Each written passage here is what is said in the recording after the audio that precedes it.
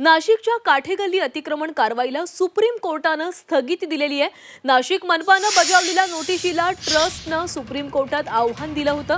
अतिक्रमण कारवाईला स्थगिती देण्याचे आदेश उच्च न्यायालयानं तातडीनं सुनावणी दिलेले आहेत। तातडीनं सुनावणी का केली नाही याबाबत सुप्रीम कोर्टानं सवालही विचारलाय। या प्रकरणी पुढील सुनावणी 21 एप्रिलला होणार आहे।